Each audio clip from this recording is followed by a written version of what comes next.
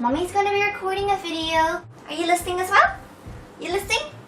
Good. Good evening, everybody. It's Bubs. I'm here in my bedroom because my bedroom is a place of relaxation. Today's video we're going to be talking about worrying and stress, and this video topic was so highly requested. As chirpy and bubbly as some of you guys see me, I don't handle stress well at all. It actually wasn't until last week as I lay in bed I realized what worrying could do to me, to my health and to my future, and it seriously opened my eyes and just changed everything for me. Our ancestors needed stress for daily part of survival, okay? Because if they were too relaxed and too just easygoing, they would have a higher chance of getting mauled to death by an animal. So today, it's a different type of stress we have.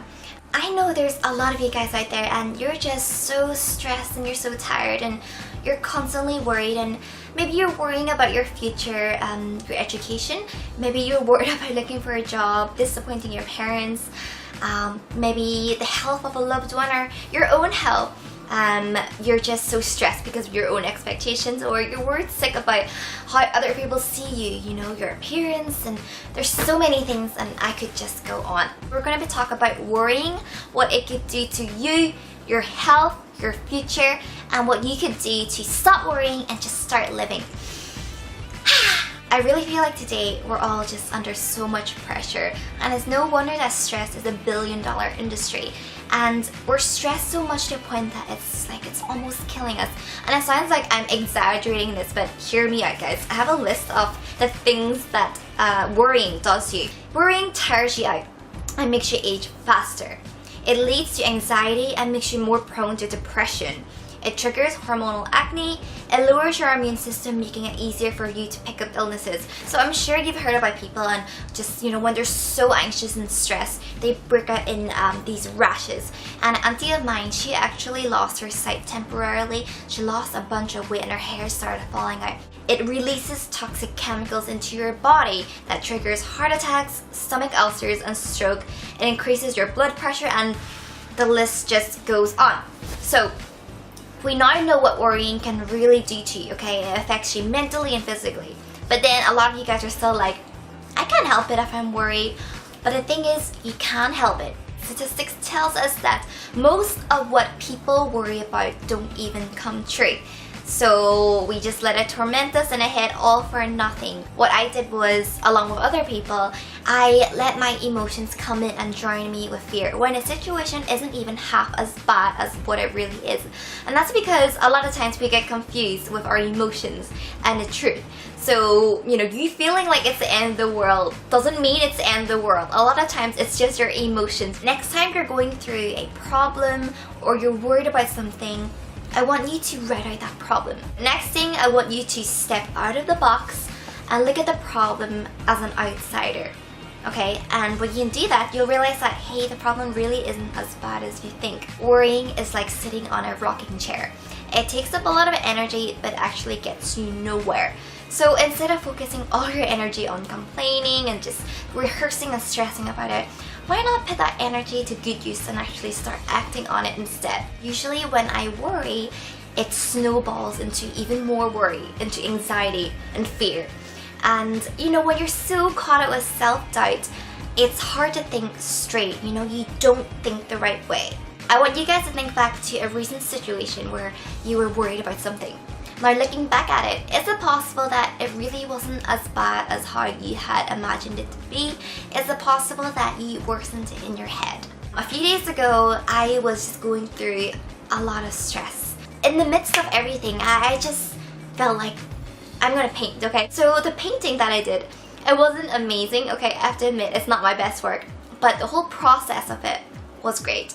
And that was the exact mental relaxation that I needed, okay? I needed to just do something that would take me away. It's so much harder to worry when you're so focused with something, and maybe you're worried about something that's completely out of your control, nothing that you could, you know, help with. Then just do something that will take you away, guys. Even 15 minutes, you know, you deserve the break. On the topic of break, you also deserve rest as well. Don't overwork yourself because you need to look after your body. I know for sure that when I'm sleep deprived, I don't work at my fullest potential. So sleep is free and it will refresh your body. It will refresh your mind. So the next day you can wake up working better and just having like a more positive attitude. I know a girl, and I'll not mention her name. When this girl was very young, okay, still a child, she was diagnosed with leukemia. So during her treatment in hospital, what did she do? She and her sister played music and sang to the patients. She wanted to make other people happy. And I think for her, she knew what worrying can do to other people. And when she focused on making other people happy, she did not think as much about herself. And it's good to think about ourselves, but you know, I feel like we can be very selfish. You know, we tend to think a lot about ourselves. And sometimes we forget how meaningful and how good it feels to be good to others. And that's why sometimes the happiest people in the world are the people who give back to society. I have another story, but I promise you it's all related. I have a girlfriend, and 3 years ago she fell pregnant. And mentally, physically, financially, she was not ready, nor was her boyfriend. She started to go back to university again, and she also juggles a nighttime job. And I asked her, how do you handle this? You know, how do you do it? And her answer was so simple and short. She said, you know what, I don't have time to worry. Worrying doesn't do anything for me. And that is so true. Instead of filling up her thoughts with fear, with questions, anger, resentment, she filled it up with peace and joy. Instead of wasting her precious time just thinking and worrying about the future, she concentrated on now.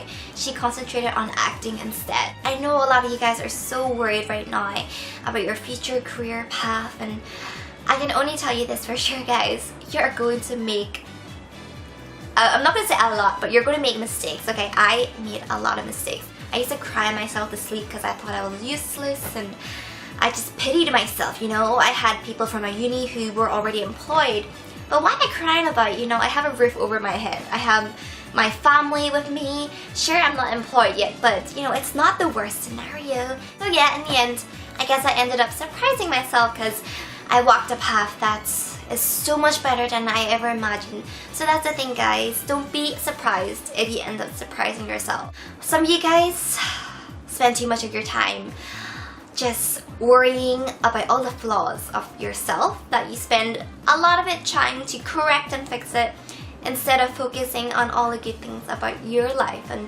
everything that's good about you. I am very, very aware of my flaws. However, I choose to not concentrate on them because I know I have good things about myself and about my life. So count your blessings, okay? Don't count the bad things that you don't have or your troubles. I am a firm believer that our circumstances don't make us happy or unhappy. It's how we act on it that determine how we feel. When you're in a traffic jam, no amount of road rage, swearing, beeping will get you past it any quicker. If you feel like half the world's problems is on your shoulders, don't try to just conquer everything at once.